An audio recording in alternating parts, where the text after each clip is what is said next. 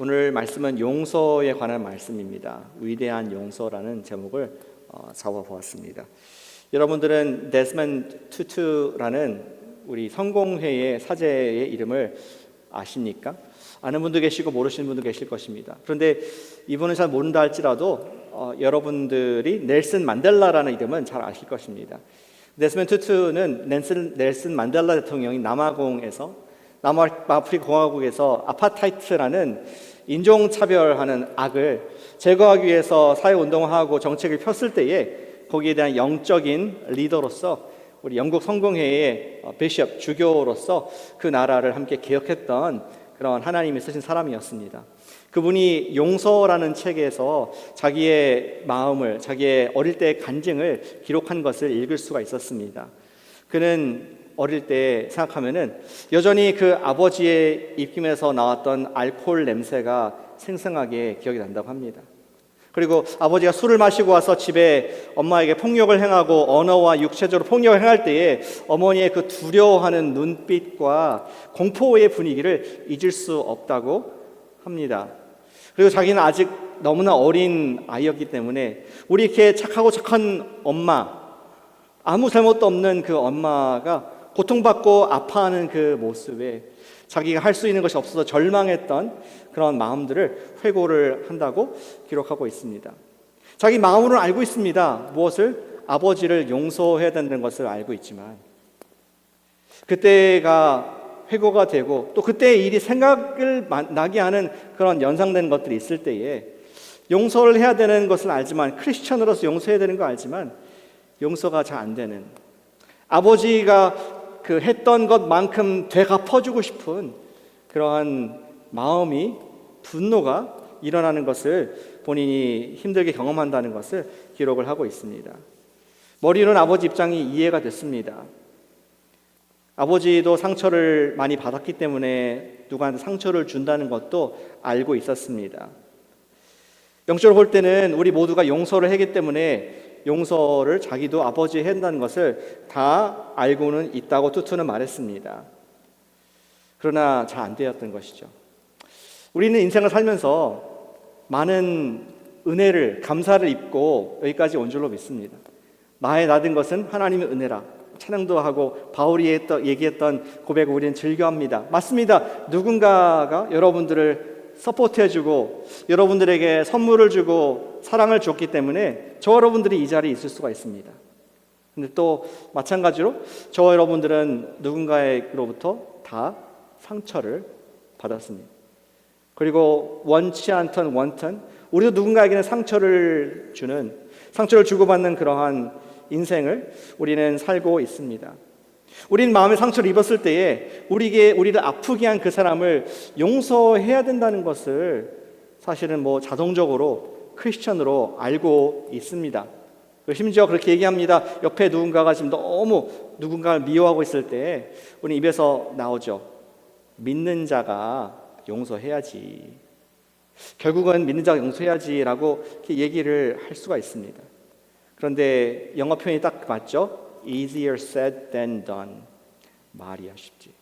나도 용서하고 싶은데 용서가 안 되는 거 어떻게 해야 되는가 하는 그런 어떤 용서가 의지로만 되지 않는다는 것을 저 여러분들은 경험적으로 알고 있는 줄 믿습니다.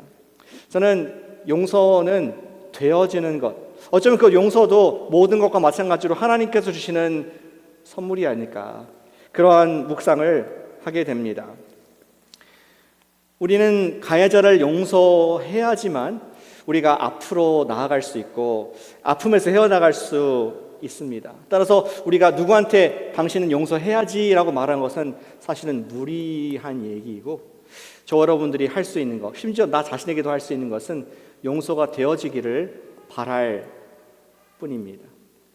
오늘 말씀은 위대한 용서가 어떻게 이루어지는가, 오늘 창세기 44장과 45장에서 주님께서 저와 여러분들에게 주시는 말씀이 있다고 저는 믿습니다. 위대한 용서가 어떻게 이루어질까 하는 질문을 드리면서 여러분 주보에 두 가지 그 답을 이미 드렸습니다. 위대한 용서는 위대한 정의 아래에서 이루어진다라는 것을 우리 기억하길 원합니다. 같이 해주시면 좋겠습니다. 위대한 용서는 위대한 정의 아래에서 이루어진다. 전 영어로 이렇게 적었는데요. Great forgiveness happens under the tree of great justice.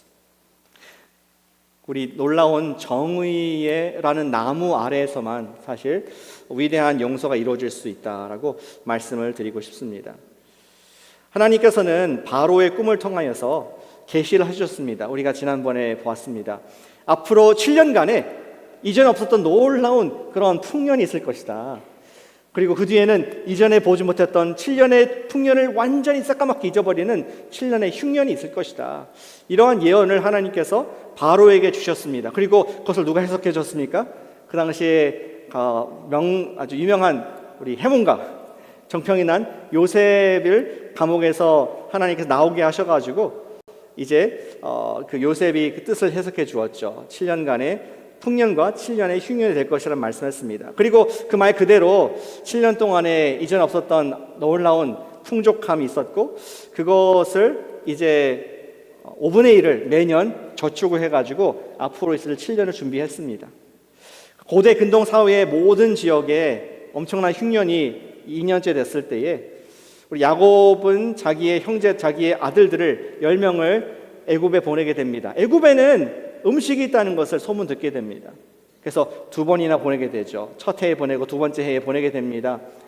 그리고 첫 해의 음식을 각 10사람 형제들이 자루에 담아와서 잘 지냈습니다. 두 번째 다시 보냈습니다. 이번에는 11명 형제가 갑니다. 가장 막내 안 갔던 우리 베냐민도 함께 가게 됩니다. 그리고 그들은 첫 번째와 마찬가지로 두 번째에도 그 땅의 지금 통치자 바로 밑에 second in command 요셉 앞에 그들은 절을 하게 됩니다. 옛날에 꿈에 봤던 장면이죠. 그들은 요셉이 지금 총리가 요셉인지 알지 못하고 있었습니다. 그리고 이제 그들이 음식 갖고 돌아갈 때에 요셉이 가장 어린 그 아들 베냐민의 자루 속에 자기의 은잔을 넣게 이렇게 시키죠. 그리고 이제 떠난 형제들에게 쫓아가서 자기의 청지기를 시켜서 그들 가운데 도둑이 있다라고 얘기를 합니다. 그리고 찾는 사람, 그 잔이 있는 그 사람은 우리 요셉의 종이 될 것이다라는 그러한 엄포를 놓습니다. 그러자 형제들이 깜짝 놀라죠. 우리를 뒤져보십시오. 우리는 innocent. 우리 중에 누구도 도둑이 없습니다. 만약에 은잔이 발견되면은 우리 모두가 당신의 종이 되겠습니다. 그러나 결과는 그들이 모든 자루를 풀어봤을 때에 가장 막내 아들인 형제였던 베냐민의 자루에서 발견이 됩니다.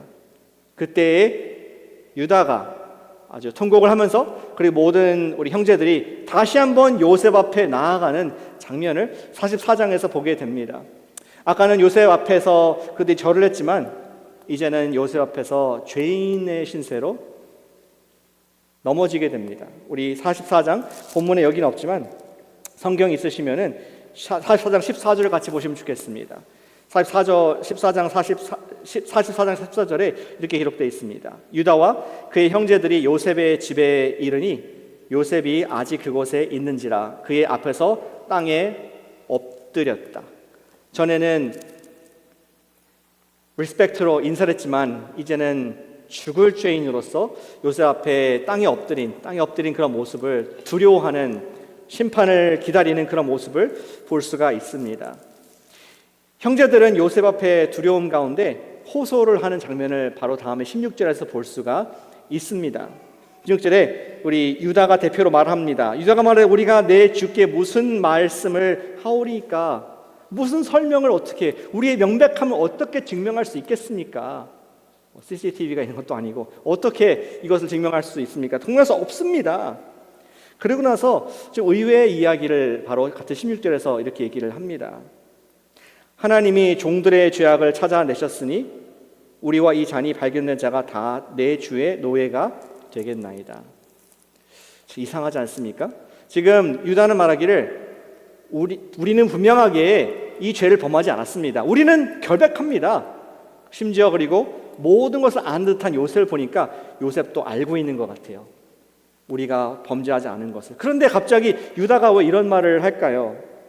하나님이 종들의 죄악을 찾아내셨으니 God has found out the guilt of your servants. 조금 더 큰 맥락에서 이해를 해야 됩니다. 지금 그들은 당장 잘못한 것이 사실 없는데, 그런데 유다 마음속에서는 더 넓은 컨텍스트에서 생각나는, 범죄하는 자기의 죄책감이 생각이 났습니다. 그리고 이것은 다름 아닌 하나님께서 우리에게 끄집어내게 하신 것이다. 하나님께서 당신의 종들에게 죄악을 찾아내셨다, 그렇게 말을 하고 있습니다. 무슨 말입니까? 예전에 우리 형제 중에 한 명을 우리가 배신하고 노예같이 팔았던 그 일이 깊지만 가슴속에 남아 있었다는 것을 우리는 볼 수가 있습니다. 이것은 형들이 과거 일에 대한 하나님의 드러내심을 인정하면서 회개를 하는 외침이었습니다. 이 문장에서 우리는 요셉의 이 시험의 목적이 무엇인가를 우리는 볼 수가 있습니다. 그것은 요셉은 그들에게 복수를 하기 위한 것이 아니라, 자기를 판 것에 대한 복수를 하기 위한 것이 아니라, 그들이 지금 변화가 되었는가, 회개할 기회를 주고자 한 것이었습니다. 이어서 유다는 스스로에 대한 처벌을 내리게 됩니다. 요셉 앞에 이렇게 요청합니다. 우리와 이 잔이 발견된 자가 다 주의 노예가 되겠나이다. 하나님께서 허락하신 이 죄에 대한 보여짐이라면은 내가 기꺼이, 우리가 모두가 함께 공동으로 이 죄에 대한 책임을 대가 지불을 기꺼이 하겠으며 노예가 될 것입니다 라고 자처했습니다. 그러자 요셉이 한 번 더 누구에게? 유다를 푸시합니다. 정말로 그가 변화된 것인가? 아닙니다.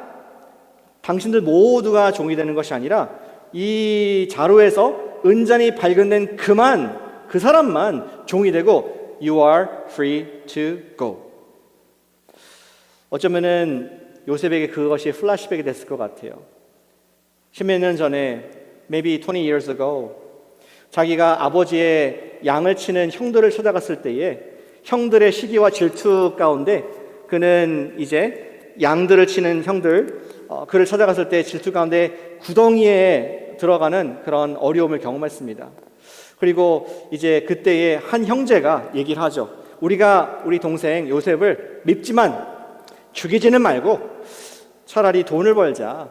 그래서 지나가는 미디안 상인들, 이스마엘 사람들에게 20의 은전을 받고 그를 팔아 넘기자 라고 했던 사람이 바로 유다였습니다. 그리고 이브리서는 말하기를 요셉이 그 상황 가운데 울면서 호소하면서 형님 제발 그러지 마십시오. 내가 당신의 동생 아닙니까? 나를 이렇게 하지 마십시오 라고 울고 부르짖었다는 것을 기록해주고 있습니다. 어쩌면은 요셉은 지금 그 유다를 기억하면서 자기를 팔아넘었던, 전혀 긍휼과 은혜가 없었던 그 유다를 생각하면서 당신이 아니라 이 은잔이 발견된 당신의 동생 베냐민을 종으로 보내고 당신은 가십시오. 이러한 시험을 우리 유다에게 준 모습을 볼 수가 있습니다. 어떻게 유다가 반응했을까요? 그 이어지는 구절 18절부터 34절 말씀은 18절부터 34절 창세기 44장의 18절 34절 말씀은 창세기에서 기록된 가장 긴 인간의 연설이 이어지게 됩니다. 유다가 말을 많이 합니다. 무슨 말입니까? 유다는 굉장히 지금 애절하고 간절한 마음으로 호소하면서 자기의 상황을 지금 두려운 통치자에게 호소하고 설득하고자 자기 전신의 힘을 다했다는 것을 우리에게 말씀해 주고 있습니다. 그런 말하기를 우리 아버지 야곱에게 사랑하는 두 아들이 있습니다. 자기가 가장 사랑하는 아내 라헬로부터 두 아들을 낳는데 첫 번째 아들은 불행히도 죽었습니다. 그리고 두 번째 아들이 베냐민입니다. 만약에 이 베냐민을 우리가 함께 아버지부터 데려가지 않으면은 아버지 죽습니다. 그는 슬픔 가운데에 스올로 지옥으로 떨어져서 죽을 그런 상태에 있습니다. 아버지와 이 아들의 생명은 연결되어 있습니다. 이러한 눈물 어린 호소를 하는 것을 요셉에게 말을 하는 것을 보게 됩니다. 그러니 제발 그의 주장은 베냐민이 아니라 나 유다를 대신 종으로 나를 데려가 주십시오. 앞서 보았듯이 요셉이 막내 동생 베냐민의 자루에 넣은 것을, 은자를 넣은 것을 지금 형들을 시험하고자 했던 것이었습니다. 사실 우리 요셉의 입장에서는 얼마든지 그럴 수 있었을 것 같아요. 벌써 뭐 십몇 년, 20년 오래된 일이니 형들 왔네, 반갑다, 어서 오세요 형님, 나 요셉입니다, 당신들을 내가 돕겠습니다, 이렇게 쉽게 용서할 수도 있었을 것입니다. As if nothing happened, 그 전에 아무것도 없었던 것처럼 그냥 용서하고 잘 지냈을 수도, 잊어버릴 수도, 불편한 얘기 하지 맙시다라고 넘어갈 수도 있었을 것입니다. 그러나 요셉은 형들을 향한 위대한 용서를 베풀기 위해서는 그 전에 위대한 정의가 베풀어진다는 것을 잘 알고 있었습니다.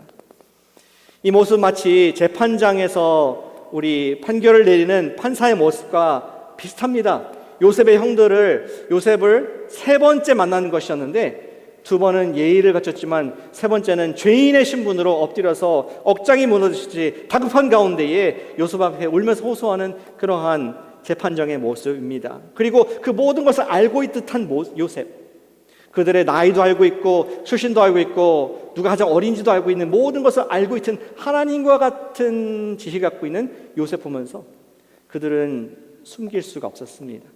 하나님 앞에 선 것 같은 그런 두려움으로 유다가 하나님께서 우리의 죄악을 찾아내셨다라고 이 은잔과 관계없이 그들의 죄를 고백하는 모습을 보게 됩니다.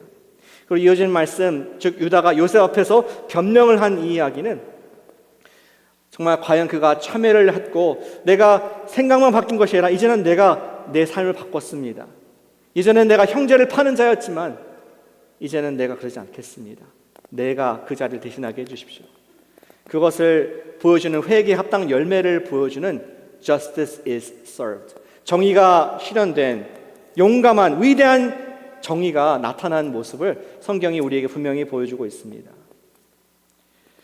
그렇다면 왜 위대한 용서를 위해서는 위대한 정의가 필요할까요? 역시 하나님 말씀에서 우리에게 중요한 원리를 말씀해 주고 있습니다. 우리 모세 글에서 레위기 19장 17절 18절 말씀에서 이러한 말씀을 주셨습니다. 같이 한번 읽어보시죠. 화면에 있죠. 여러분 잘 보이시길 좀 믿습니다. 읽겠습니다. 너는 내 형제를 마음으로 미워하지 말며 내 이웃을 반드시 견책하라. 그러면 내가 그에 대하여 죄를 담당하지 아니하리라. 원수를 갚지 말며 동포를 원망하지 말며 내 이웃 사랑하기를 내 자신과 같이 하라. 나는 여호와이니라. 아멘. 하나님의 뜻은 분명합니다. 내 형제를 용서하라. 내 형제를 마음으로 미워하지 말라.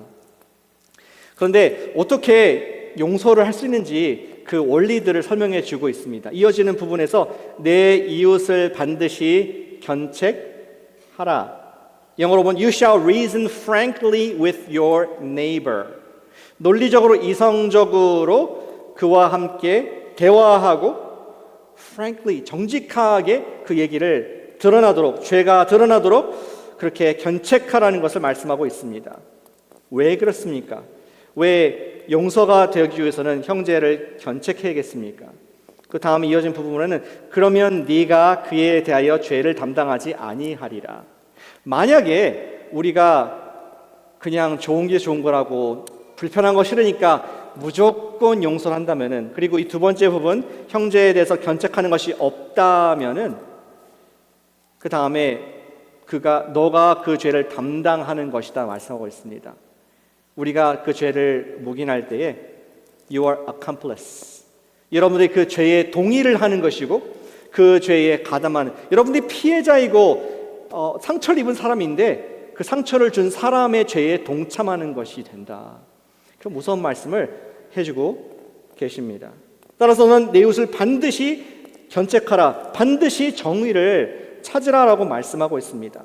죄의 지적에 대한 없이 넘어가는 것은 피해자를 험한 그 죄에 동참하는 것이라고 얘기를 하고 있습니다. 그리고 그렇게 죄를 드러내는 정의를 행하는 목적을 18절에서 말씀하고 있습니다. 정의를 행했을 때에 복수가 아니라 원수를 갚지 말고 동포를 grudge, 원망하지 말며 그 목적은 내 이웃을 사랑하기를 내 자신과 같이 사랑하기 위한 것이다. 정의 안에 그 사람에 대한 사랑이 있다는 것을, Speaking the truth in love, 사랑에서 참된 말을 할 수 있다는 것을 정의 안에서, justice 안에서 말씀을 하고 있습니다. 여기서 말하는 형제의 사랑은 바로 다른 것이 아닌 앞에서 말씀드렸던 큰 용서를 말하는 것입니다. 그때 비로소 용서를 이루어진다. 그래서 저는 그렇게 이 대지에 적은 것입니다. 위대한 용서는 위대한 정의 아래에서 이루어진다는 것입니다.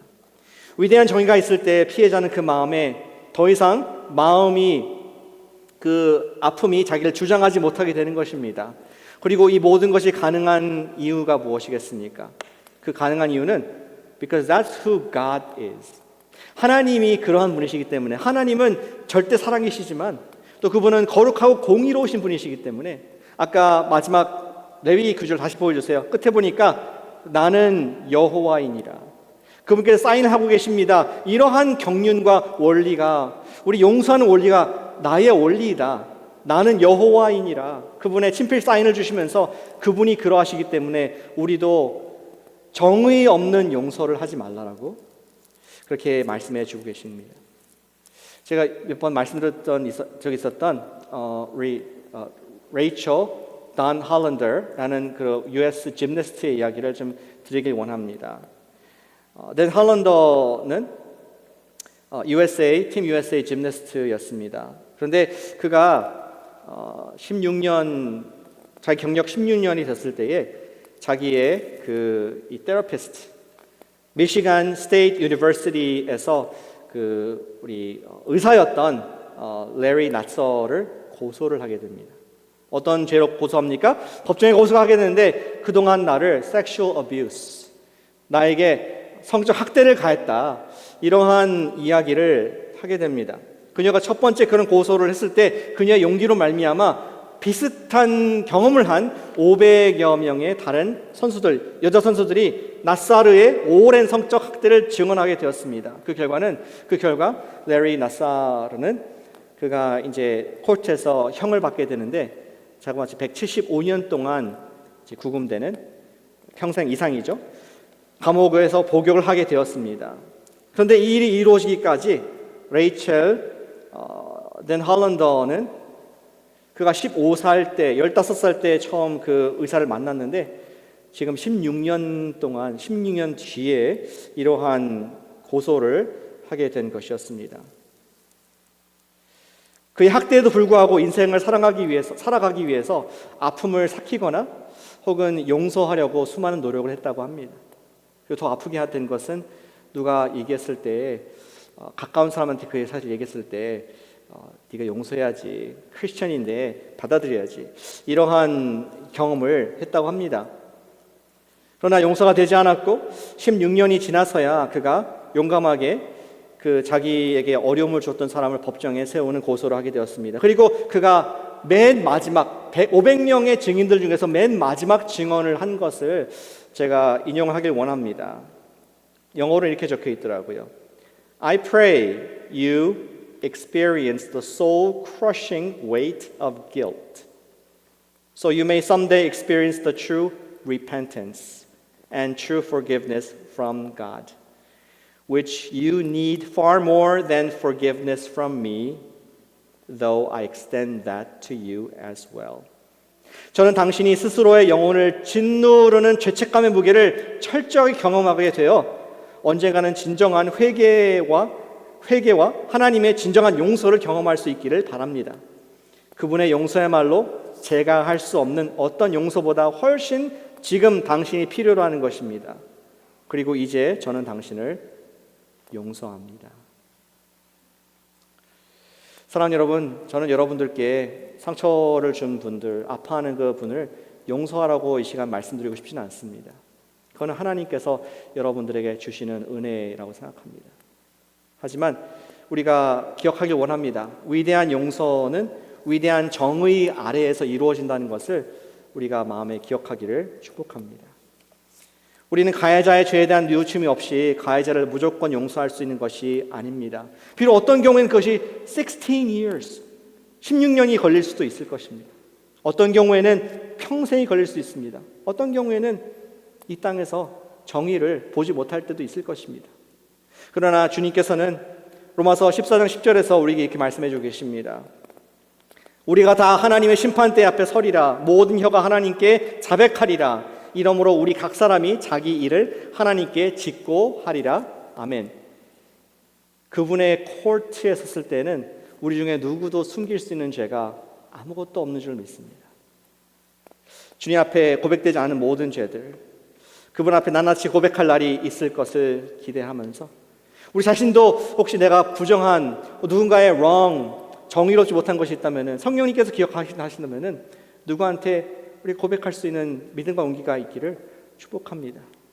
그리고 혹시 나한테 잘못한 사람, 그는 너무나 잘 살고 있고 전혀 나의 아픔 모른다 할지라도 언젠가 하나님께서 그분의 심판대 앞에서는 모든 죄를 드러나게 하실 것을 우리가 믿음으로 바라보면서 주님, 제가 용서할 수 있게 해주시옵소서. 그런 용서를 추구하는 우리가 될 수 있습니다.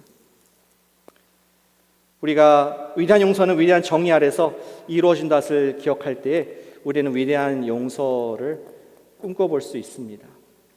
그런데 무조건 위대한 정의가 이루어졌다고 해서 위대한 용서가 이루어지는 것만은 또 아닌다는 것을 우리 볼 수 있습니다. 저는 정의가 칼과 같다 생각해요. 칼, 양날의 칼.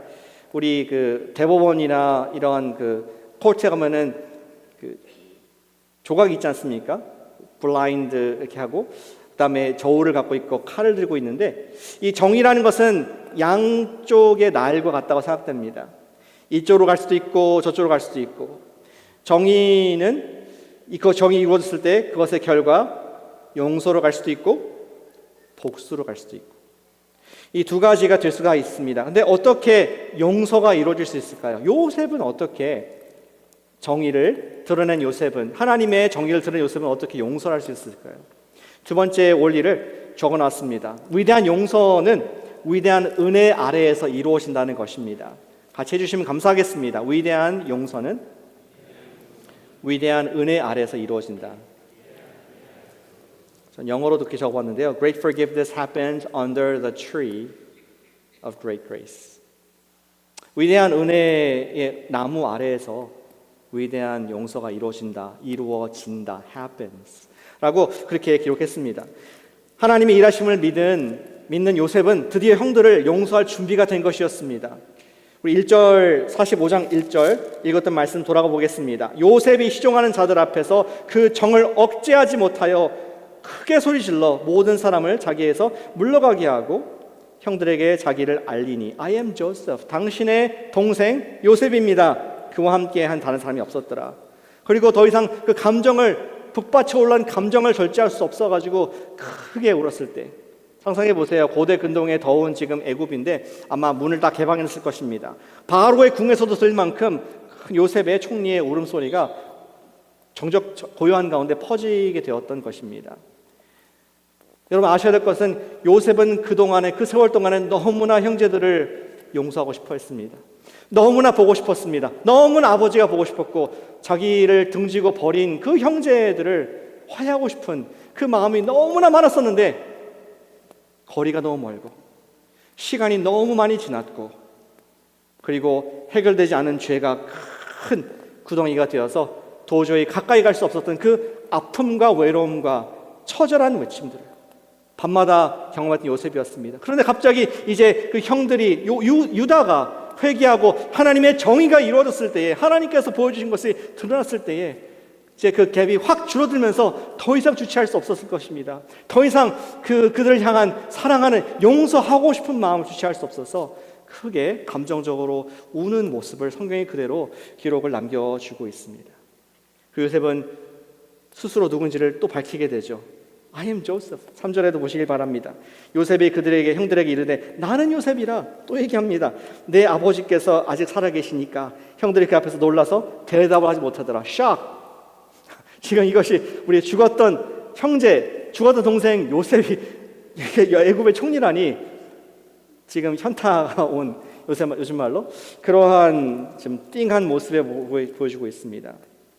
그러니까 요셉이 또 한 번 얘기합니다. I am Joseph. 요셉이 형들에게 이르되 내게 가까이 오소서. 가까이 가니 나는 당신들의 아우 요셉이니 당신들이 애굽에 판 자라.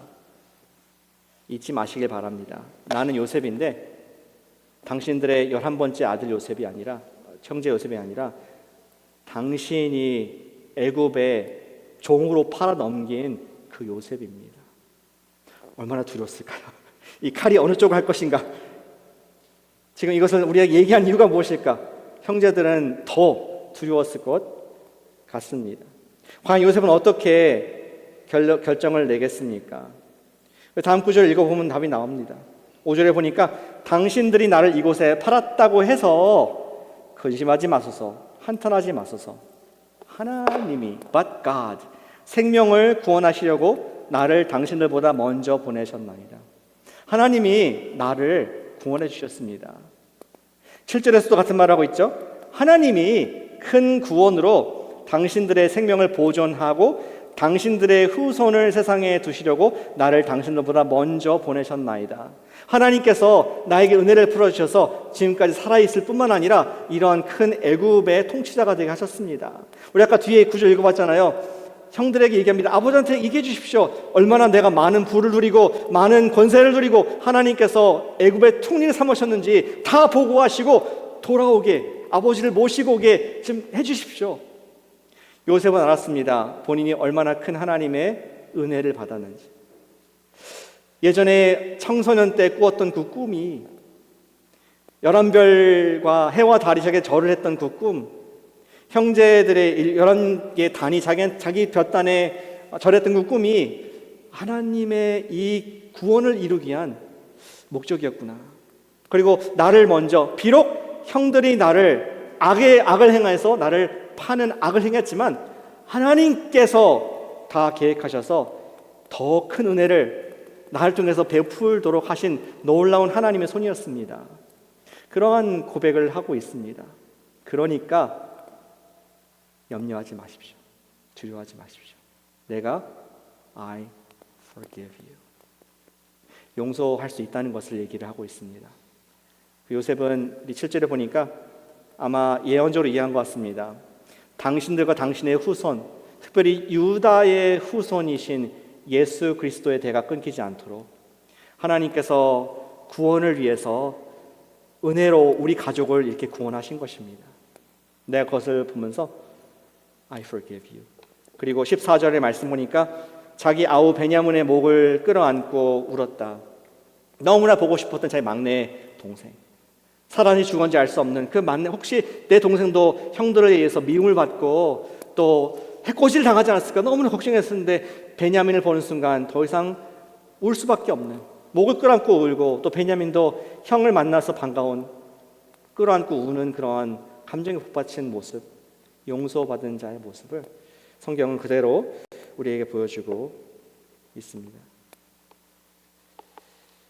사랑하는 여러분, 우리가 위대한 용서를 하기 위해서는 위대한 은혜를 받은 사람만, 위대한 하나님의 사랑만이 우리를 용서하게 하신 줄로 믿으시길 축복합니다.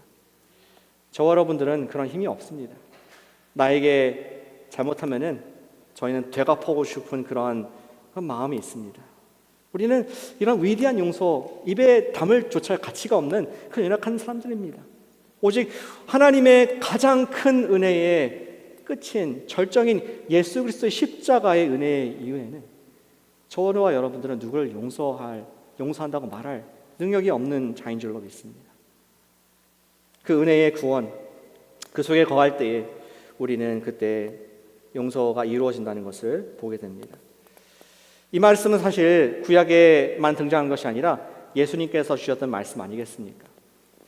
우리 위대한 용서를 위해서는 위대한 은혜가 필요하다. 우리 잘 아시는 마태복음 18장 32절 33절 말씀에 예수님께서 우리 청지기의 비유, 또 빚진 자의 비유를 말씀하면서 이런 교훈을 끝에 말씀하셨습니다. 같이 한번 읽어보시죠. 본문이 화면에 있습니다. 시작.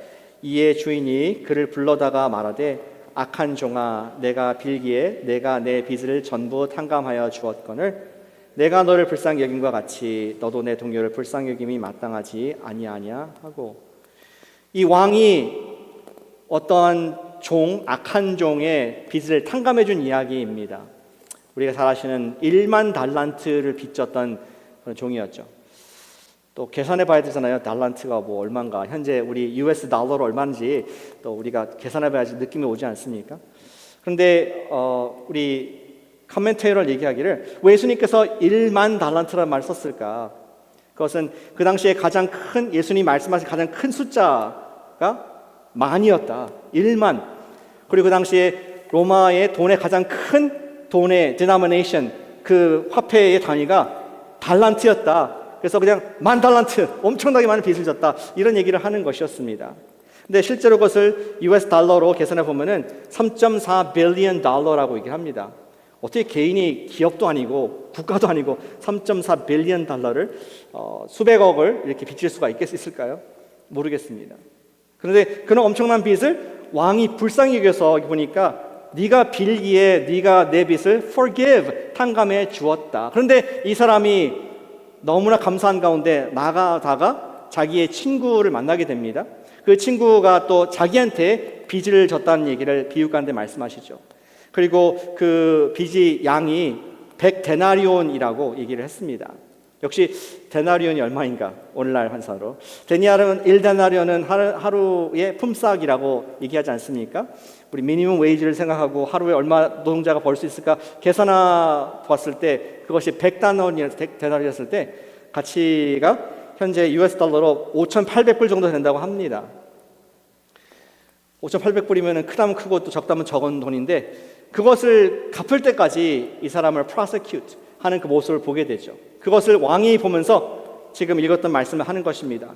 악한 종아, 네가 긍휼을 빌기에 내 빚을 아까 몇이었죠? 3.4 빌리언 달러를 내가 널 탕감해 주었는데 어찌하여서 6,000불도 안 되는 돈을 용서할 수 없었느냐? 어떻게 가능할까요, 그것이? 여러분들은 빌리언 달러를 잘 감이 안 오시죠? 저도 감이 안 오는데 그렇게 탕감받았는데 어떻게 6,000불을 그럴 수가 있습니다. 왜냐하면 우리는 자꾸 잊어버리기 때문에 내가 얼마나 큰 용서와 널 얼마나 큰 은혜를 받았는지에 대한 실감, 그것이 나의 삶의 실제가 되지 않을 때에 우리는 남이 나한테 한 것에 대한 엄청난 실망감과 또 그것을 꼭 받아내야지 이 성이 차는 그러한 연약함이 있는 존재들입니다. 예수님께서 말씀하고자 하는 비유의 뜻은 무엇입니까? 바로 하나님께서는 우리의 빚을 탕감해 주셨는데 그것은 3.4 빌리언 달러가 아니라 우리의 과거와 현재와 미래의 모든 죄를 예수님의 십자가에서 단번에 영원히 완전히 용서하신 줄로 믿습니다. 어떠한 트리리언 달러라도 환산할 수 없는 나의 인생의 모든 죄를 다 용서해 주셨다는 것을 말씀해 주고자 합니다. 그런데 우리에게 빚진 자를 용서 못할 수 있습니까? 그럴 수 있습니다. 우리가 주의 큰 은혜를 그것이 먼 기억으로 될 때에 그것이 하나의 어떤 기독교 교리로 되고 너무 많이 들어왔던 하나의 그냥 늘 목사님이 얘기하는 셀 리더가 말씀하는 그러한 교리로 전락할 때에 우리는 그것이 삶의 능력이 되지 못하는 것을 볼 수 있게 됩니다. 사랑하는 여러분, 전 여러분들께 누군가를 용서하십시오라고 말씀드리고 싶지 않습니다.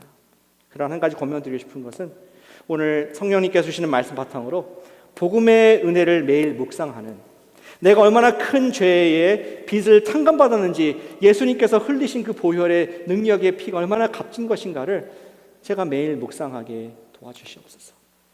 내가 그 주님의 사랑의 크기와 넓이와 깊이를 내가 매일 묵상하길 원합니다. 다른 말로 내가 매일 복음 앞에 서는 묵상을 할 때에 주의 은혜로 우리에게 용서를 허락하시고 용서할 수 있도록 허락하시고 더 나아가서 정말 우리 다음 주에도 볼 이야기지만